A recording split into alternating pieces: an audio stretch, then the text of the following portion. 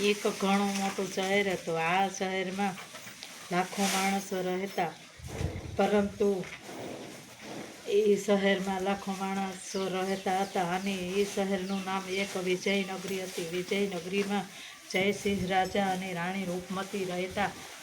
પરંતુ કહેવતમાં એવું છે કે સંતાનમાં બે રાજકુંવરો અને સોના ચાંદીના ખજાના ભર્યા, અનાજના કોઠાર ભર્યા. રાણી રૂપમતી તો એક દિવસની વાત છે. અષાઢ મહિનો આવ્યો. અષાઢ મહિનાના દિવાસાને દિવસે રાણી રૂપમતી ઝરૂખે ઊભા જોઈ રહ્યા હતા. પરંતુ દાસીને કહ્યું કે આ બધી સ્ત્રીઓ શાનું વ્રત કરે છે? દાસી કહે, બધી સ્ત્રીઓ દશામાનું વ્રત કરે છે અને નદીએ નાવા જઈ રહી છે. અબીલ ગલાલ ને પૂંજાપો લઈને નદીએ નાવા જઈ રહી છે. પરંતુ દાસીને કહે, તું ના પૂછી આવ. દાસી તો વિધિ સ્વરૂપથી વ્રત પૂછવા આવી કે તમે શાનું વ્રત કરો છો? અમે દશામાનું વ્રત કરીએ છીએ. દશામાનો 10 ત્રાગનો દોરો બનાવી અને બાવડે બાંધવો અને દશામાનું વિધિ સ્વરૂપથી પૂજા કરી અને ઉજવણું કરવું, વ્રત કરવું. આથી તેમનું તરત જ ફળ મળે છે. રાણી રૂપમતી કહે કે દોરો લઈ આવ. પછી 9 ત્રાગનો દોરો બહેનોએ આપ્યો અને 10મો ત્રાગ એના કોરા વસ્ત્રોનો લીધો. આમ કરી દોરો લઈ અને પૂંજાપો લઈ અને દશામાનું વ્રત કરવાનું નક્કી કરી દીધું. દશામાની સાંકળી બનાવી બાજોટે સ્થાપન કર્યું. એવામાં બન્યું એવું કે રાજા જયસિંહ નગર ફરીને સાંજે ઘરે આવ્યા. પરંતુ કે આ બધું શું વળી? આપણે તો દશામાં આપણા દેવી નથી. દશામાં તો ગરીબના દેવી છે, કંગાળના દેવી છે, રસ્તે રખડતા ભિખારીના દેવી છે. આમ કહી અને બાવડે બાંધેલો દોરો છગડીમાં નાખી દીધો. ત્યાંથી તે દશામાં ચાલી નીકળ્યા અને આખા નગરમાં અંધકાર ફેલાઈ ગયો. બીજે દિવસે બીજો રાજા શત્રુ રાજા ચડાઈ કરી અને રાજપાટ છૂટવી ગયો. રાજા રાણી ઉઘાડે પગે ચાલી નીકળ્યા. ઉઘાડે પગે ચાલતાની સાથે જ બગીચામાં ઉતર્યા એટલે બગીચો સુકાઈને ઝાખરો બની ગયો. પરંતુ માળીએ હળધૂત કરીને કાઢી મૂક્યા. તમે કોઈ પાપે પગલાંવાળા માણસો છો. અમારો બગીચો ખીલેલો હતો તે સુકાઈ ગયો. આથી તે કાઢી રસ્તે ચાલી નીકળ્યા. આગળ ચાલ્યા તો રાજાના ભાઈબંધ મુખીનું ગામ આવ્યું. તે વિચાર કર્યો કે મારો દોસ્તાર મુખી અમને આશરો આપશે. પરંતુ મુખીએ અવળું ફરી ગયા અને આશરો આપ્યો નહીં. હળધૂત કરીને ત્યાંથી કાઢી મૂક્યા. બંને રાજકુંવરોને ભૂખ લાગી. તે રાણીની બહેનપણીનું ગામ આવ્યું. રાણીને એવો વિચાર આવ્યો કે મારી બહેનપણી મને જરૂર આશરો આપશે અને મારા બાબલાને ખાવાનું આપશે. આથી તેમણે વિચાર કરીને તેને ઘેરે ગયા તો કીધું કે જાઓ ભિખારી, અહીંયા અનાજ કેવું અને કેવી વાત. ત્યાંથી આગળ ચાલ્યા. આગળ બે રાજકુંવરોને તરસ લાગી.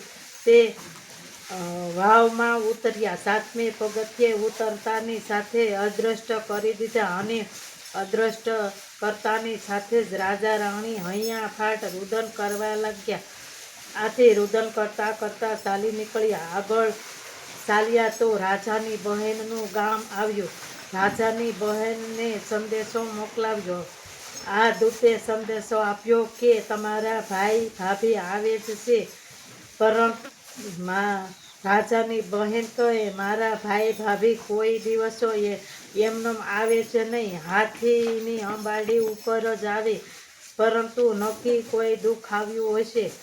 રાજાના બનેવી હસ્તાથી પિત્તળની ગાગરમાં સુખડી મોકલી અને એક સોનાનું સાંકળું મોકલ્યું. તે આવીને રાજાના હાથમાં દીધું. રાજાએ ખોલ્યું તો ગાગર ઉપર સોનાના સાંકળાની જગ્યાએ ફૂફાડા મારતો કાળોતરો સાપ થઈ ગયો અને સુખડીની જગ્યાએ કોલસા થઈ ગયા. રાજાએ વિચાર કર્યો, શું મારી બહેન મને મારી નાખવા સાટું આવું મોકલતી હશે? એમ કરીને ગાગર ભોમાં દાટી દીધી. ત્યાંથી આગળ ચાલ્યા. આગળ એક નદી કિનારે સીભડાની વાડી આવી અને સીભડાની વાડી આવી રખેવાળ પાસે રાણી રૂપમતીએ એક ખાવા જેવું સીભડું માગ્યું. તે રખેવાળને દયા આવી એટલે ખાવા જેવું સીભડું સાડીના છેડામાં આપ્યું. પરંતુ બન્યું એવું કે ચંદ્રસેન રાજાનો રાજકુંવર ખોવાયેલો હતો. તે રાજાના સૈનિકો હે કુંવરને ગોતવા આવ્યા હતા. હે બાઈ, આમાં શું છે? જોવા દે. એમાં કાંઈ નથી, ખાવા જેવું સીભડું છે. પરંતુ રાણી રૂપમતીની ઝડપી લીધી અને એમની તરબોળથી લોહી ભરેલું રાજકુંવરનું માથું દેખાયું. તેથી મારતા મારતા ચંદ્રસેન રાજાની રાજનગરીમાં લઈ ગયા અને રાજાએ તો હુકમ કર્યો, કાળાગૃહમાં પૂરી દો. તેમને કાળાગૃહમાં પૂરી દીધા. એવામાં જોતજોતામાં સમય પસાર થતાની સાથે જ બીજે વર્ષે અષાઢ મહિનો આવ્યો. અષાઢ મહિનામાં દ્વારપાળને કહ્યું કે ભાઈ, મને માટીની સાંકળી ઘડાવી આપજે અને એક દશામાનો દોરો આપજે, 10 મુઠ્ઠી ઘઉં આપજે. હા, હું તમને આપીશ.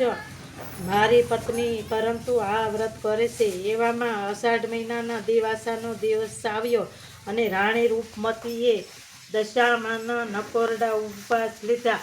આ નકોરડા ઉપવાસ લેતાની સાથે જ દશામાં સ્વપ્નમાં આવ્યા. હે રાજા જયસિંહ, હવે તું કંગાળ છો, તું ગરીબ છો, તું રસ્તે રખડતા જેવો ભિખારી છો, તારી સોબત એવી અચર છે. આમ બોલ્યા. રાજા જયસિંહ આંખે આંસુ ભર્યા શબ્દથી નમન કરીને બોલ્યા, હા માં, હવે હું નિર્ધન છું, કંગાળ છું, ગરીબ છું, રસ્તે રખડતા જેવો ભિખારી છું, મારી સોબત એવી અચર છે. ત્યાંથી દશામાં અંતર્ધ્યાન થઈ ગયા અને ચંદ્રસેન રાજાના સ્વપ્નમાં ગયા. હે રાજન, આ બે નિર્ધન અપરાધી માણસોને જેલમાં પૂર્યા છે. તેમને સ્વાર્થપરતાની સાથે જ છોડી મૂકજે. નક્કી એના કોઈ દેવના અપરાધને લીધેથી આવો એને કોપ ઊભો થયો છે અને દુઃખ આવ્યું છે. જવારપડતાની સાથે રાજા ચંદ્રસેન પોતે જાતે જઈ અને કાળાગૃહમાંથી મુક્ત કર્યા. જવારપડતાની સાથે જ તેમનું રાજકુંવર મોસાળમાં લીલા લહેર કરતો સ્વયંકુશળ દરવાજે ઊભો હતો.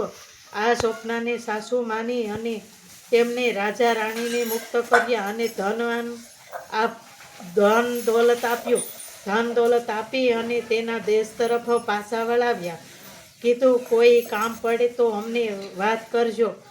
એવામાં બન્યું એવું ત્રીજે વર્ષે અષાઢ મહિનો આવ્યો. અષાઢ મહિનો આવતાની સાથે જ રાજા જયસિંહે દશામાનું મંદિર બનાવ્યું અને મંદિર સામે ઊભા જય દશામાં, જય દશામાં એમ જાપ કર્યા કરે. એવામાં બન્યું એવું કે એક ગામમાં દોનો દંપતી રડતા હતા. તે જોઈ અને બંને રાજકુંવરો બોલ્યા કે તમે કેમ રડો છો? અમારે બધું છે, સોના ચાંદીના ખજાના ભર્યા છે, અનાજના કોઠાર ભર્યા છે, પરંતુ એક શેર માટીની ખોટ છે. તો આવીને રાજા જયસિંહને વાત કરી. જયસિંહ રાજા કહે એને બીજે દિવસે દશામાને મંદિરે તેડી લાવો. એવામાં દશામાને મંદિરે તેડી લાવ્યા. ત્રીજે વર્ષે અષાઢ મહિનો આવ્યો.